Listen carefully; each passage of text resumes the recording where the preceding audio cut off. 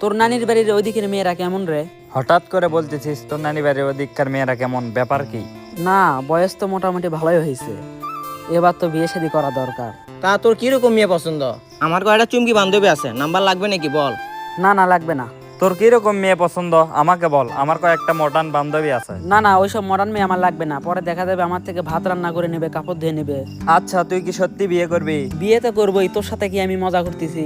বিয়ে করবি একটু দেখে শুনেই বিয়ে করিস, কারণ বর্তমান যুগের মেয়েরা একটু বেশি স্মার্ট। আমি আর একটা জিনিস চিন্তা করতেছি, আমি তো এখন রাজমিস্ত্রির কাজ করি, ছোটখাটো একটা ব্যবসা দিয়ে যদি বিয়ে করি তাহলে কেমন হবে? তাহলে তো আরো ভালো হবে, তুই একটা ব্যবসা দাঁড় করা, তারপর বিয়ে কর, ওইটাই ভালো হবে। ব্যবসা করবি?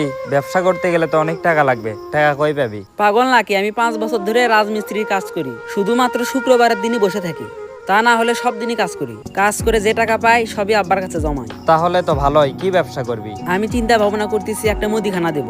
আমার কাছে একটা ব্যবসায়িক আইডিয়া আছে। কি? তুই কসমেটিক্সের দোকান দে, মেয়েরা মেকআপ বেশি করে, দেখবি অতি তাড়াতাড়ি ব্যবসায় উন্নতি হবে। ভাবি কি করা যায়। আচ্ছা থাক, এই বিষয়ে আব্বার সাথে আলোচনা করি, দেখি কি বলে। তোর সাথে দেখা হয়ে ভালোই হলো। কেন, কোনো দরকার নাকি? তোর কাছ থেকে একটা পরামর্শ নেওয়ার ছিল। হ্যাঁ বল দেখি, তোকে কিভাবে সাহায্য করতে পারি। তুই তো জানিসই আমি রাজমিস্ত্রি কাজ করি, তো আমি সিদ্ধান্ত নিয়েছি ছোটখাটো একটা ব্যবসা করব। তুই যেহেতু ব্যবসা করিস, ভাবলাম তোর কাছ থেকে পরামর্শ নেই। ব্যবসা করবি ভালো তো, তো কি ব্যবসা করবি? আমি ভাবছি একটা মুদিখানা দিব। তো কোন জায়গায় দিবি? আমাদের ইসের বাজারে তো মুদিখানার দোকান নাই, তো ভাবছি ওখানেই দোকান দিব। ওইখানে দোকান দিলে ভালোই চলবে। দোকান তো দিব, তো কিরকম টাকা লাগতে পারে? তুই যেহেতু নতুন ভাবে ব্যবসা শুরু করবি, তাও তো 6-7 লাখ টাকা লাগবেই। আচ্ছা থাক, এই বিষয়ে আব্বার সাথে কথা বলে দেখি আব্বা কি বলে। আচ্ছা যা। আব্বা কই যাও? বাজারে। তোমার সাথে কিছু গুরুত্বপূর্ণ কথা আছে। বাজারে থেকে আসি তারপরে বলিস।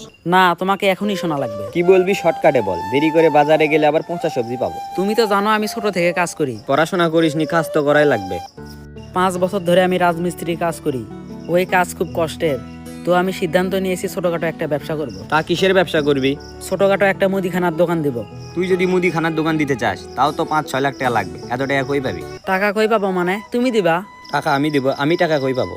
আমি 5 বছর ধরে রাজমিস্ত্রির কাজ করি, কোনোদিন বাসায় বসে থাকিনি, শুধুমাত্র শুক্রবারে কাজে যাইনি, বাকি 6 দিনে আমি কাজে গেছি। প্রতিদিন আমি 500 টাকা করে পাইছি, 100 টাকা নিজের কাছে রেখে 400 টাকাই আমি তোমাকে দিছি। এসব আমাকে কেন বলতেছিস? তোমাকে বলবো না তো আমি কাকে বলবো? 5 বছর ধরে আমি টাকা জমাই, তোমাকে বলতেছি আমি ব্যবসা করবো, আমাকে টাকা দাও, তুমি বলতেছি আমি টাকা কই পাবো? তুই টাকা দিছিস, বাড়িতে খাওয়া দাওয়া করছিস। তার মানে টাকা দেওয়ার বিনিময়ে আমাকে এই বাড়িতে রাখো, আজকে যদি টাকা না দিতে পারি বাড়ি থেকে বের করে দেবা। তোর সাথে আমার এখন পেছাল পাতে ভালো লাগতেছে না, মুখের সামনে থেকে সর, আমি বাজারে যাব। এখন তো ভালো লাগবে না, তুমি আমাকে বলো ব্যবসার জন্য টাকা দেবা নাকি? আমি কোনো টাকা দিতে পারবো না।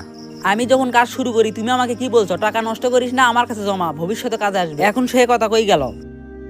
কি হলো, চুপ করে আসো কেন? উত্তর দাও। উত্তর কেমনে দিবে? তোমার কাছে তো উত্তর নাই। 5 বছর ধরে আমি রাজমিস্ত্রি কাজ করি, আমার তো এখন বয়স হয়েছে, বিয়ে শাদী তো করা লাগবে। রাজমিস্ত্রি কাজ করতে আমার কষ্ট হয়, তাই ভাবছি ছোটখাটো একটা ব্যবসা করে বিয়ে করব। সেটা তো তুমি হতে দিচ্ছ না। পরিবারে এরকম টুকটাক টাকা সবাই দেয়।